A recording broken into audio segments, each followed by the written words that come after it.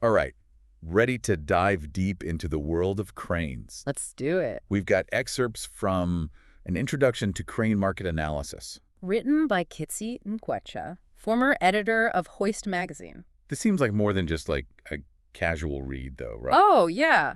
Nkwocha wrote this to be the guide he wished he'd had. A guide to the whole industry. Yeah, when he was starting out. It's got, like, ancient history to cutting-edge tech. Seriously, the book mentions cranes all the way back in ancient Egypt. That's right. Pyramids and cranes. Pyramids and cranes. I mean, it's wild to think about the How do they even... the ingenuity, right? Using levers and hoists for those huge structures. Makes sense. And then, in the Middle Ages, treadwheel cranes. Yeah, the ones powered by people. Human effort. Can you imagine the workout? Oh, for sure. Talk about a leg day. But it's amazing to think, like, those early innovations. Yeah. They, like, set the stage for everything we have to. They paved the way. It's amazing. So the book, it breaks down all the different types of cranes, right? Yeah. He gives you a full rundown. Like, what are we even talking about here? You've got tower cranes. Those are the ones you see in cities, right? Yeah, skyline ones. Mobile cranes, super adaptable. Crawler cranes for rough terrain. Gotcha. And overhead cranes, essential for industrial settings. It's like a whole family of cranes. Yeah, a whole zoo of mechanical giants. I'm trying to picture, like, those giant tower cranes placing those steel beams. Yeah. For skyscrapers. It's got to take incredible skill to even operate those things. Oh, absolutely. And that actually leads right into one of the market challenges the book talks about. Really? Shortage of skilled labor. You need someone who knows what they're doing. Right. You don't want just anybody handling those. Exactly. So Nkwocha suggests investing in, serious training. Makes sense. Programs to make sure there are enough qualified professionals. Yeah, you don't want any crane mishaps. Now, the book, it's not just, like, theory, right? No. Are there real-world examples? Yeah, there's a really interesting case study. It's about the Johan Sverdrup oil field development in Norway. Okay. They used massive cranes, some even with dynamic positioning systems, because of the rough North Sea. Wow. To install these huge modules on offshore platforms. Shows how vital cranes are to those large-scale projects. Especially in tough environments. Especially, yeah. Okay, so we're not just talking about construction. It sounds like they're used in tons of different industries. Absolutely. What else? Nkwocha looks at cranes used in everything. Oil and gas, mining, shipping, logistics, even manufacturing. Crazy. Each industry has its own unique demands, so that's why you have such a variety of crane types. Okay, so we've got the history, different types of cranes, industries. Yes. Sounds like this book really covers it all. It's comprehensive. What about the actual companies, though? Who are the big players in the crane market? Oh, it's a who's who of, heavy equipment giants. You got manufacturers, XCMG, Terex, Zoomlion, Sony, Hitachi, Liebherr, Komatsu, Caterpillar. Wow, that's a lot. Plus, a whole section on suppliers like Cargotec highlights how global this industry really is. Yeah, makes sense. It's global with how widely cranes are used. For sure. Is it just about, who builds the biggest and best crane, though? No, there's more to it than that. Nkwocha looks at the strategies for entering and expanding in different regions. Oh, interesting. He breaks down North American, European, Asia-Pacific, Middle East and Africa, and Latin American markets. Wow, so he really breaks it down. So what are some of the differences between those regions, like North America versus, say, the Asia-Pacific? Well, North America, known for strict safety regulations, big focus on infrastructure renewal. Okay. So companies there have to prioritize safety features and solutions for upgrading existing infrastructure. Asia Pacific, that's the largest and fastest growing crane market globally. Yeah, I can see it. China's massive infrastructure projects, rapid urbanization, that's a big driver there. Totally different demands. Yeah. So you'd need a totally different playbook depending on where you're doing business. Absolutely. So that adaptability, that extends to the cranes themselves. Yeah, Nkwocha has this whole chapter on market segmentation by crane capacity. Okay, break that down for me. What kind of segments are we talking about? 4 main categories. Light duty, medium duty, heavy duty, and super heavy duty. Okay. Light duty, think like residential construction, warehouse work. Gotcha. Versatile, cost-effective, but not for the bigger jobs. So what about those bigger jobs? Where do the other categories fit in? Medium duty kind of bridges the gap, offering higher lifting capacity, things like equipment installation, Hmm. mid-size construction. Okay. Heavy duty, now you're talking serious lifting power, major construction, infrastructure, industrial operations, massive loads, tough environments. Gotcha, gotcha. So what about super heavy duty? Like, what's that for? Those are the behemoths, incredibly specialized, like offshore installations or lifting super heavy components, oil and gas. It's amazing the scale of some of those It machines. is. It sounds like Nkwocha really did his research. So this breakdown, it helps you understand. Yeah, the nuances of each segment, what drives demand, where are the opportunities? Okay, so we've talked about history, types of cranes, industries, major players, regional differences, even the market segmentation. Yeah, we're getting there. It seems like we've covered a lot. But this book, it doesn't just like celebrate cranes, right? No, it doesn't. What about the challenges? Yeah, Nkwocha gets into those. He has a whole section dedicated to challenges and opportunities, especially those skilled labor shortages we talked about. Right, right. Impact of environmental regulations and, those ever-present safety concerns. So it's more than just building a better crane. Definitely. He argues that companies need to be proactive in addressing these challenges if they want the crane market to thrive long-term. Yeah, for sure. So, for example, what does he suggest for the labor shortage? Well, he says invest heavily in training and apprenticeships. Okay, like get the next generation involved. Yeah, attract and develop skilled professionals. That's huge. You definitely need skilled hands to run those things. Mm-hmm. What about environmental regulations? Seems like those are getting tougher all over. You're right, and Nkwocha dedicates a whole chapter to sustainable practices and how they're shaping the industry. Big trends shift toward green solutions, energy efficiency, eco-design. It's not just about lifting power anymore. Gotcha. So it's about minimizing environmental impact. Exactly. It's everything. Using sustainable materials, reducing emissions, eco-friendly manufacturing processes. So ignoring the environmental impact, not an option anymore. No. So then there's safety. Of course, paramount. Nkwocha says companies need to go above and beyond just meeting the minimum safety regulations. Right. They need to invest in tech, training, and constantly strive to create a safe working environment. Yeah, safety should always be the top priority, Absolutely. especially with that much power involved. So challenges with labor, environment, and safety. But what about opportunities? Oh, there are opportunities. Nkwocha sees several trends driving growth. For one, continued global demand for infrastructure. Okay. As populations grow, economies develop, there's need for new roads, bridges, airports, all that means more demand for cranes. Infrastructure is a hot topic everywhere these days. It is. And then the rise of urbanization. More people move to cities means more high-rise buildings, residential complexes, commercial developments. More cranes. More cranes. And it's not just quantity, it's innovation. Growing demand for specialized cranes, customized solutions, advanced technologies. Can you give me some examples of those technologies? Think automation, remote operation, improving safety and efficiency. Also, growing interest in data analytics and smart features. Oh, so it's high-tech cranes. Absolutely. But- And then potential in emerging markets like Africa and Latin America. Rapid industrialization, urbanization. Sounds like a lot of opportunity. There is. But Nosh is clear. Companies need to be adaptable, innovative, really understand their customers to succeed. Cutting edge of technology, prioritize sustainability, invest in their workforce. It's like a recipe for success. It is. And the takeaway here is that this isn't just about cranes. It's about global industries, how they operate, adapt, and leverage innovation. It's about the bigger picture. Yeah. This has been an eye-opening deep dive so far. Now I'm curious about Nkwocha's, his regional deep dives. He goes into those, right? He does. He provides a really thorough breakdown of each region, outlines opportunities, challenges, strategies for success. It's like a roadmap.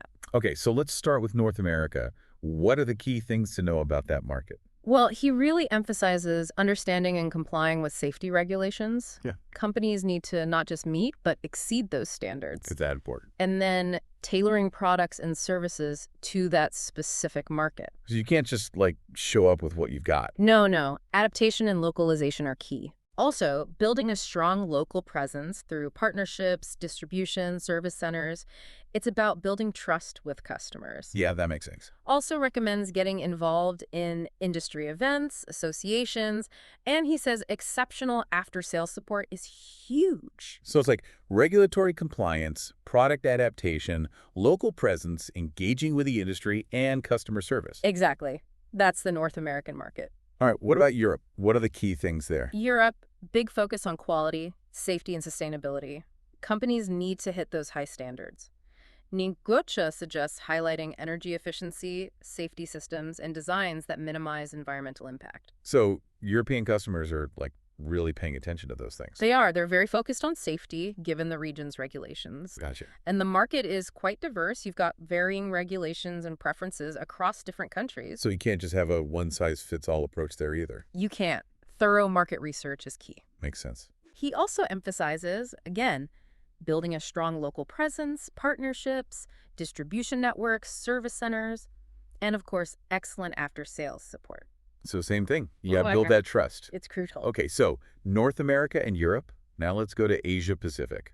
Oh, the Asia Pacific. He calls it the engine of growth and urbanization. It's huge. It is. Huge potential. But it's complex and diverse. Each country has its own market dynamics, regulations, even cultural preferences. So again, no one-size-fits-all. Definitely not. He stresses a country-specific approach, tailoring everything. Makes sense. Strong partnerships, distribution channels with local companies are crucial there. Compliance with local regulations and safety standards is big. So a lot to keep in mind. There is. But if you do your homework, the rewards can be big. Nkwocha even suggests adapting marketing and communication to each country. Oh, wow. Yeah, it's more than just, like, translating a brochure. It's cultural understanding. It is. And building a strong reputation for after-sales support, service, establishing those local networks and training. So localization, compliance, partnerships, cultural sensitivity, customer service. You got it. That's Asia Pacific. All right, now what about the Middle East and Africa? What's going on over there? It presents unique challenges and opportunities. Lots of large-scale infrastructure projects, especially in oil and gas, big drivers of demand. Interesting. But Nkwocha says you have to understand those local market dynamics. Makes sense. Things like political stability, economic conditions, the regulatory framework. So careful analysis needed there. Oh, yeah. He suggests thorough market research, identifying growth sectors, understanding the local business environment, strategic partnerships, collaborations of local companies are huge, too. Yeah, having those local partners can really make a difference. They can. Also, adapting products and services to that market. Climate conditions, infrastructure requirements, local preferences, all that. So again, not just selling what you've already got. Yeah. What else should companies know about that region? Building a strong local presence is huge, whether it's offices, service centers, even manufacturing. And building relationships, trust. Engage with key stakeholders, participate in industry events, demonstrate a long-term commitment. So it's not just about making a quick buck. It's not. And stay up to date. Keep monitoring the market, economic trends, government policies, investment opportunities. Sounds like you really got to stay on top of things in that region. You do. Yeah. But there's significant potential for growth there. Okay, so we've done North America, Europe, Asia Pacific, the Middle East, and Africa. What about Latin America? Latin America, he points to high levels of urbanization, rapid infrastructure development, lots of investment in things like mining and energy, lots of potential, but challenges too. Economic volatility, political instability in some places, varying levels of infrastructure. So similar to the Middle East and Africa in some ways. It is. Thorough market research, identifying key sectors, assessing the competition are all key. He also highlights strong relationships with local partners, distributors, and customers. It's all about those local connections. It is. And adapting products and services. He suggests offering flexible financing options, ensuring the availability of spare parts and after-sales support. So market research, local partnerships, product adaptation, financing options, and after-sales support. That's Latin America. All right, so we've looked at all 5 regions now. Yeah. It's clear that like each region has its own thing going on. They do. But beyond the specifics, are there any like general strategies for entering new markets? Nkwocha highlights a few. Thorough market research is huge. Understand your customer needs, adapt your products and services. Basically, be customer-centric. That makes sense. Strong partnerships, collaborations are key too, both with local companies and, suppliers and OEMs. So don't try to go it alone. Don't. And then build your brand reputation, excellent customer service, invest in marketing. And continuous learning. The market's always changing, so you got to stay informed. So you can't just like rest on your laurels. You can't. Man, we've covered a lot of information already. We have, but there's still more to come. I'm ready for it. Let's talk tech. What are some of the technological advancements happening in the crane industry? One of the biggest trends is automation and remote operation. What does that even look like? Like Yeah, robot cranes? kind of. Think cranes doing tasks automatically without a human constantly controlling them. Okay. Improves precision, efficiency, safety. And remote operation. Yeah, Yeah, controlling cranes from a safe distance. Great for hazardous environments. I can see that. What else? Anything else that's like really changing things? Data analytics and smart features. Okay, tell me more. Data analytics, that's collecting data from sensors, systems, records, gives you insight into performance, helps identify problems. So smarter cranes. Exactly. And then smart features like intelligent systems built in, monitor performance, provide feedback, adjust settings. Wow, high-tech stuff. It is. And Nkwocha says these advancements are going to be game changers. Safer, more efficient, and more sustainable. It's amazing how tech is changing everything. All right, so let's shift gears a bit. Let's talk about sustainability. What's happening there? Nkwocha has a whole chapter on how sustainable practices are shaping the industry. Okay. Starts with manufacturing, using environmentally friendly materials, reducing energy, minimizing waste. So it starts right from the beginning. It does. Also exploring alternative materials, recycled steel, composites. Makes sense. Energy efficiency is big too. High efficiency motors and lighting, optimizing processes. And waste management, recycling programs, reducing packaging. It sounds like a complete overhaul. It's becoming a holistic approach, and it's not just about being eco-friendly. It's a selling point now, too. Yeah, customers are demanding it. They are. And this goes beyond just manufacturing. Crane operations are changing, too. Okay, how so? Training operators to be more energy efficient, using telematics and data analytics to monitor performance, improve fuel efficiency, and reduce emissions. Smart operation. Yeah. And of course, proper maintenance and inspection. Right, so the whole life cycle is important. The whole thing. And this focus on sustainability, it's only going to get bigger. Stricter regulations, customer demand, it's all pushing things forward. So crane companies that prioritize sustainability, they're going to be the ones that thrive. They are. What about eco-design? What does that even mean for cranes? That's thinking about the crane's environmental impact throughout its entire life. Okay. From materials to energy use to disposal, they're using more sustainable materials, optimizing designs, even designing them to be easier to take apart and recycle. It's a whole new way of thinking. It is. Yeah. And it's good for the environment and the industry's long-term health. Absolutely. Is there anything else we need to know about sustainability in the crane market? Nkwocha highlights transparency and communication.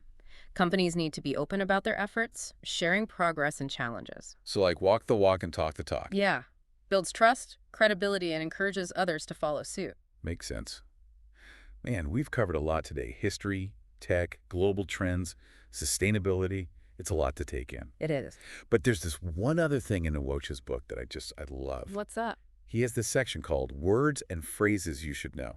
It's great, right? Like a little crane dictionary. It is. Boom. Counterweight, auxiliary hoist, knuckle boom crane. He's got it all. It's so helpful for anyone new to the industry. He even explains non-destructive testing and load chart. Important stuff. So he doesn't just analyze the market. He gives you the language to understand it. He does. It's like he's making us all crane experts. He is, in a way. It's really cool. It is. And it shows his passion for the industry. Now, I know we've only scratched the surface, but I already feel way more informed. Me too. Yeah. And we're just getting started. That's right. Folks, that's it for part 1 of our crane market exploration. We've laid the groundwork, but there's still so much more to discover. Stay tuned for part 2, where we'll go even deeper into the technological innovations that are shaping the future. Until next time, keep those brains working, and remember, knowledge is power. Keep lifting those horizons. Welcome back. All right, we're back. We're ready to go even deeper into the crane market. Deeper we go. I'm excited to talk about some of those global forces that shape this whole industry. Yeah? We're talking about international trade, regulations, that kind of stuff. Right. The stuff that might seem kind of boring at first, Yeah. but it has a huge impact Yeah, totally. on how this whole industry works. So let's start with global trade. How does that even factor in? Well, cranes are basically the muscle behind global trade, right? Okay. They're moving these goods around the world.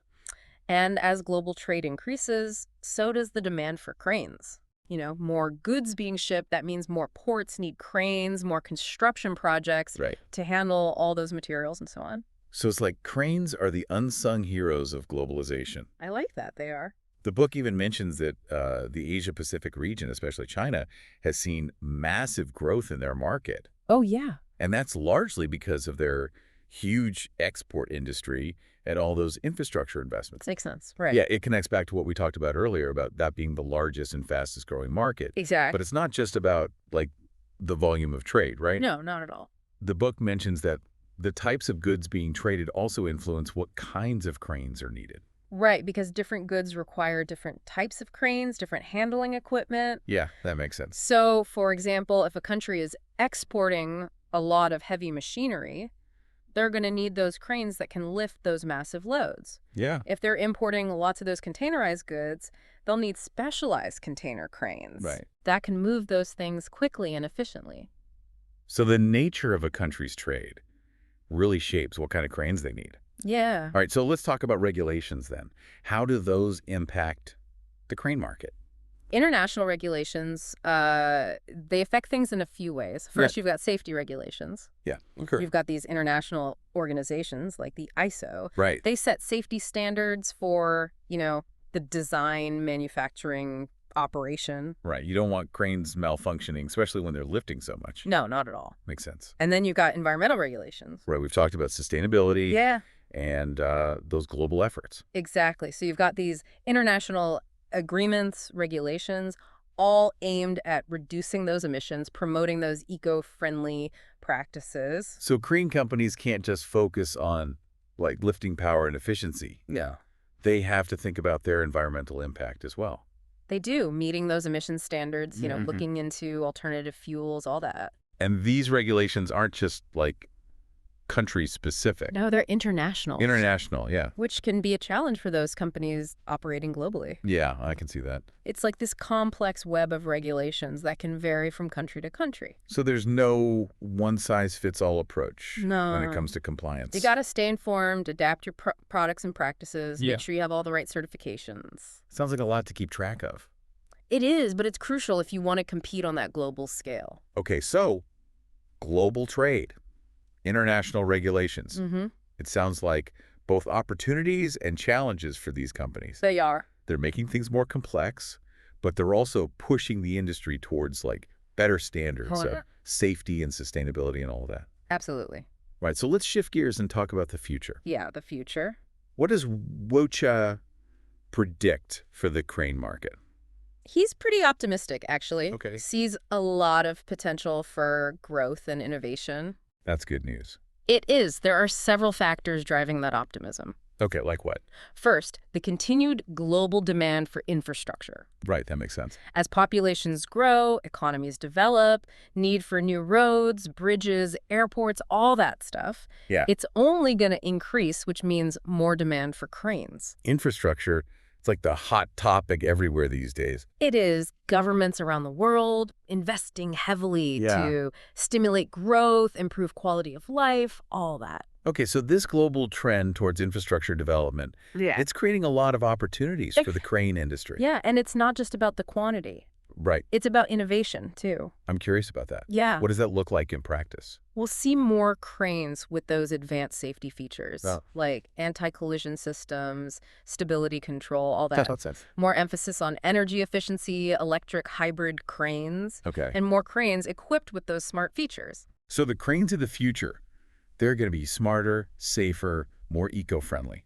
That's the trend. Now, are there any particular regions that are, like, poised for significant growth? Yeah, Nkwocha points to a few. Yeah. We've already talked about Asia Pacific, especially China. Right. But he also sees a lot of opportunity in those emerging markets, Africa, Latin America, parts of Southeast Asia. Why those regions in particular? They're experiencing that rapid economic growth, urbanization, and industrialization. Okay. So they're investing a lot in infrastructure, Yeah. which creates huge demand. It's like a chain reaction. It is. Economic growth leads to infrastructure, which fuels the crane market. Exactly. And these regions, they're attractive because they often have, like, less stringent regulation. Yeah. And a greater need for modern cranes. Right. It's a chance to introduce those new technologies and innovative solutions to markets that are ready for them. Okay, and this leads us to that trend of customized solutions. Yeah, that's a big one. Right, as Projects are getting more complex, more specialized. There's this increasing need for cranes that are like tailored to those specific requirements. Exactly. What would that look like? So imagine a construction project. It's in a really densely populated urban area. Okay. They might need a crane that's compact, but powerful enough to lift materials really high. Right. Or think about an offshore wind farm project. Yeah.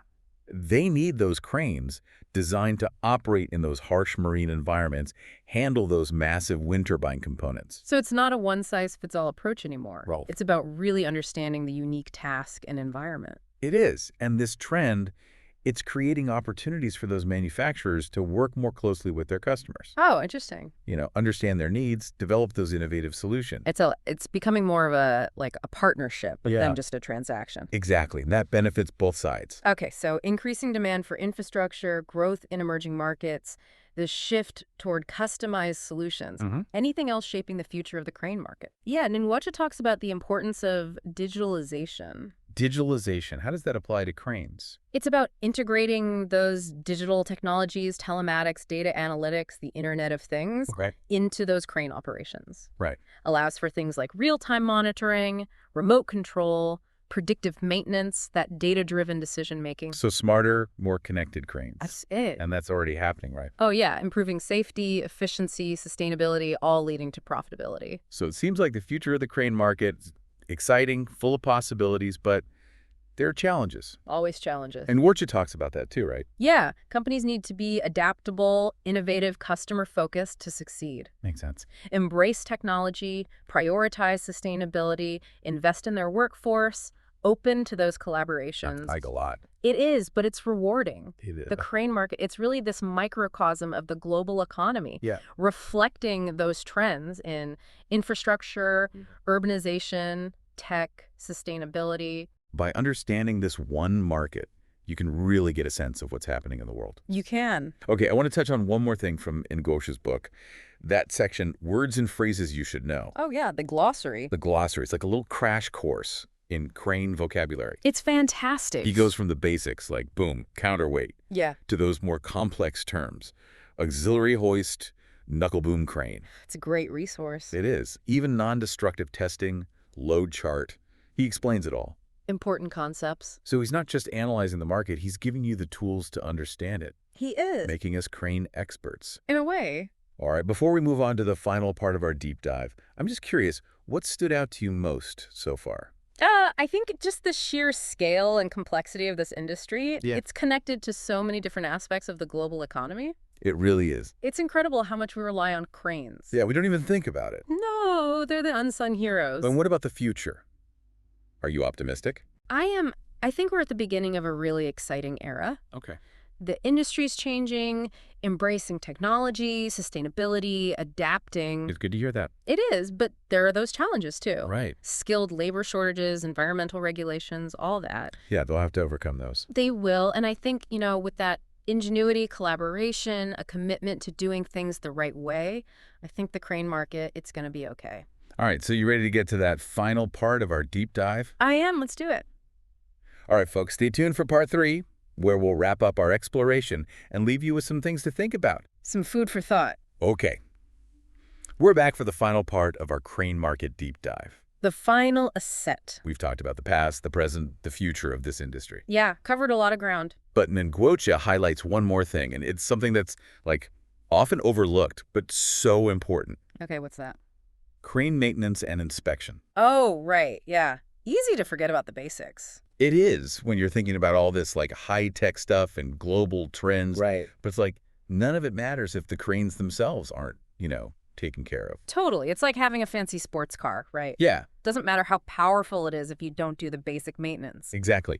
And when Nkwocha really emphasizes this, he's like, this isn't just about, minimizing downtime. Right. It's about preventing accidents. Safety first. Yeah, preventing accidents, Yeah. saving lives. Huge responsibility. It is. So he's saying maintenance and inspection, they have to be proactive Yeah. Ongoing, not just a reaction to something breaking. to preventing problems before they happen. Exactly. He suggests visual inspections, functional tests, and a really strict maintenance schedule. So you're checking for wear and tear, you're making sure everything works, Yeah. and you're just Keeping things running smoothly. That's it. He also says keeping detailed records is really important. Okay. Yeah, that makes sense. So you can track the crane's history, look for patterns, make sure you're following regulations. So good record keeping is just as important as the actual work. Pretty much. And he stresses that all this should be done by, like, qualified people. Right. You need the right expertise. You do. Investing in training for operators and maintenance personnel, that's crucial. Now, what about technology? Is there anything new that's changing how we do maintenance and inspection? Oh, yeah, there's some cool things happening. Nwokha talks about predictive technologies. Okay, like what? Things like vibration analysis, thermal imaging, condition monitoring systems. That sounds pretty advanced. So how do those work? So vibration analysis, it uses sensors to detect vibrations that aren't normal. Okay. That could mean misalignment, bearing wear, that kind of thing. Helps you catch those problems before they cause a big breakdown. So it's like an early warning system. Exactly. Thermal imaging, that uses cameras to look for heat patterns. Okay. That can show you electrical faults or parts that are overheating. And condition monitoring systems, those use sensors to track all kinds of things: load capacity, hydraulic pressure, temperature. So you have a constant stream of information about the crane's health. You got it. Wow, it's amazing how technology is changing everything. It is. Nwokha thinks these technologies, they can really reduce downtime, improve safety, and even make cranes last longer. It's a win-win all around. It is. He also talks about the importance of data analysis. Right, using all that data we're gathering. Exactly. By analyzing that data, you can identify patterns, predict problems, and even figure out the best maintenance schedule. So it's about using data to make better decisions. That's it. Leads to cost savings, improved safety, more efficiency. It seems like data is the future of crane maintenance. It's a big part of it, for sure. And it's exciting because it means safer, more reliable operations. All right, well, we've covered so much in this deep dive. History, technology, global trends, sustainability, even maintenance. We really went deep. We did. I hope you listening out there, you've learned something new about this industry. I hope so, too. Yeah. And if you're interested in learning even more in Nkwocha's book, it's a great place to start. Yeah, an introduction to crane market analysis. Definitely check it out. There are tons of other resources out there, too. Industry publications, online forums, events. The key is to stay curious. Keep asking questions. Keep learning. That's how you stay ahead of the curve in any industry, but especially one that's changing as fast as this one. Now, as we wrap things up, I want to leave you with one last thought. It's easy to get caught up in all the technical details and the market analysis. Yeah. But we should remember, cranes, they're more than just machines. What do you mean? They represent something bigger. Human ingenuity, our ability to overcome challenges, our ambition to build and create. That's a good way to put it. They're pretty awe-inspiring when you think about it. They are. So, as we finish this deep dive, take a moment to appreciate those incredible machines. And remember, keep exploring, keep learning, and keep lifting those horizons. Keep lifting those horizons.